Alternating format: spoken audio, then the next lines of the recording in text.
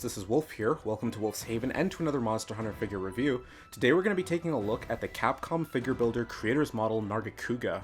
Now, it's always exciting whenever there's a new iteration of Nargacuga being brought into statue form or a figure form, and I was super hyped once Nargacuga was coming out within the creator's model line. So, without any further ado, let's take a look at this. So we'll just take a quick scan on the box. The box looks pretty cool, of course, with Nargacuga here, looking like it's stalking some prey. There's not really too much to look at this. If you see on the back here, it just kind of displays Nargacuga again with some details of the stand base that it's on. And then, of course, here, just another shot of Nargacuga. So, let's jump into this thing.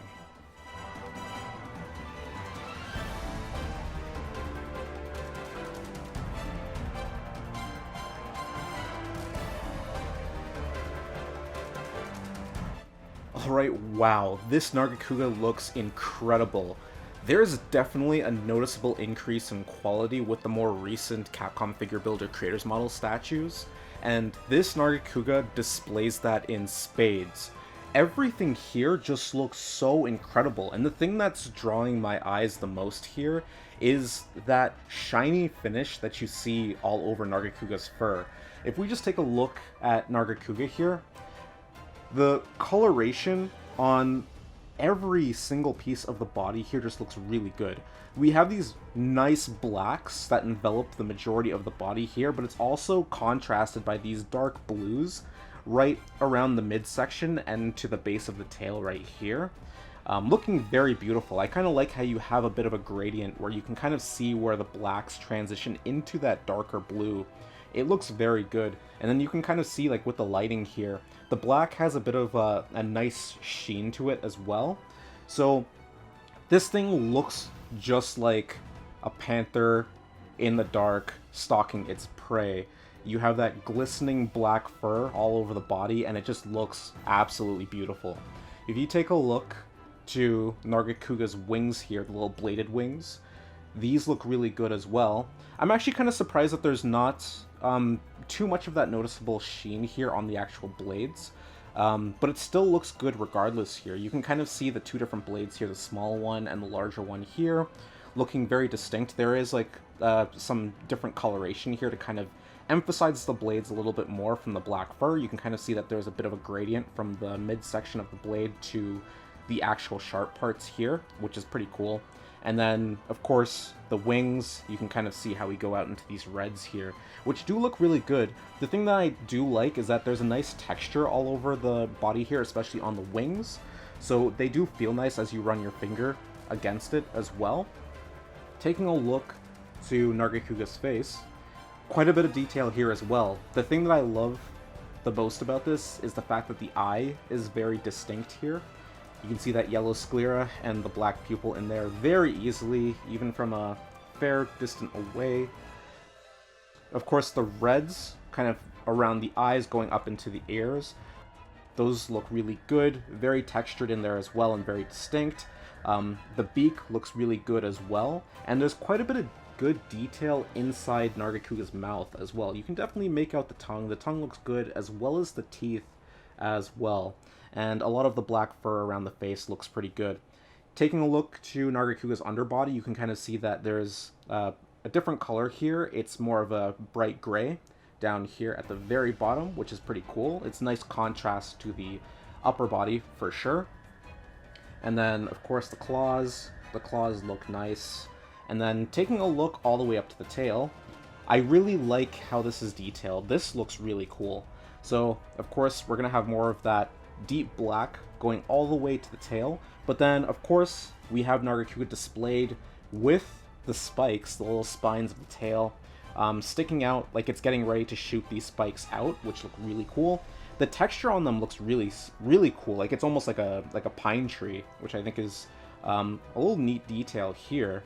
But they do look nice. When you run your finger against them, they do feel actually pretty sharp as well, which is nice. And then it all kind of culminates to a sharp point right at the end here. And everything here is very nicely textured. This looks very good. The other thing too about this statue, which I really like, is the base. So I do like how they tried to emulate the jungle here. So Nargacuga stalking its prey. It's kind of like coming down on some tree bark. There's a bit of details on the tree bark as well. We have some mushroom caps kind of growing out of the sides of the trees here, which is really cool. There's even a little bit of these actually have some decent detail to them as well. You can see that there's various cracks through the different mushrooms, and then different color color changes throughout the mushrooms as well. And of course, there's a lot of moss around here. Even in certain sections of this, you can kind of see where you can kind of see like the rings of the tree, like right up in here, even right here where Nargacuga's foot is, and right up here. So there's actually quite a bit of detail here, all throughout the base, not just on Nargacuga, but everything else looks really cool. I will say though that the base I feel like the moss could look a little bit better. It does look kind of, like I feel like the detail could be a little bit sharper on this, but overall, it's really nice. Like, I feel that Nargacuga is going to steal the show from this anyway, and the whole statue looks really good. So the thing that I like about this statue the most is definitely the pose. The pose, I feel, is just perfect, almost as if they designed this in a way to prioritize displaying as much of Nargacuga as possible from almost any angle. If you display it from the front here, you can see the majority of Nargacuga here. From both of the wings, you can see all of the midsection and the upper part of the body here. You can make out all the details from the face here, the eyes, the mouth, and everything else here. And of course, you get the tail and it completely outstretched up there. Angling it over to this way like this, you of course can see, again, you can still see all of the top section of the body here. You get the entirety of this wing, and you can still make out almost all of the face here, even the eye from this angle. And then turning it this way, I really love displaying it like this, because I love this very dramatic angle that we have, where Nargacuga is kind of angled downward like this, as if it was descending from a tree. We get this kind of nice curvy design here. And then the other thing that's kind of cool is how, looking to the tail, I really like how the tail is angled, where we have this almost crescent moon shape right here with the tail, which looks really good as it's descending down onto the ground here. And of course, we get this nice sharp angle with the blades right here. So everything here, just with how it's posed, it just looks really good. And there's just a natural flow to this design, which emphasizes the swift and agile nature of Nargacuga, as well as its character. And I feel that this pose encapsulates this very well. So here's a size comparison with the Nargacuga statue here. As you can see, Nargacuga comes out to about 2 cans tall, which is just about a foot tall, and Nargacuga is about 8 inches wide. So this is definitely a pretty tall statue, and a lot of that is by virtue of the pose, with the tail being so far outstretched vertically. So you're definitely going to need a little bit of top room if you're going to be putting this in your display area. You're going to need to have at least a foot, 12 inches of vertical space in your display area, because this is a pretty tall statue, and you can just see how it compares to the older Velkhana statue here. It just completely dwarfs it. And this actually kind of reminds me of the newer Velkhana statue, where that one was also pretty tall as well. So definitely something to consider and keep in mind if you're going to be picking up this Nargacuga. It's a pretty tall one. So that's pretty much everything that I wanted to highlight in regards to the Nargacuga statue. If I were to go on to my final thoughts real quick, I think that this is easily one of the best Nargacuga models out there right now. I think Capcom did an amazing job designing this Nargacuga.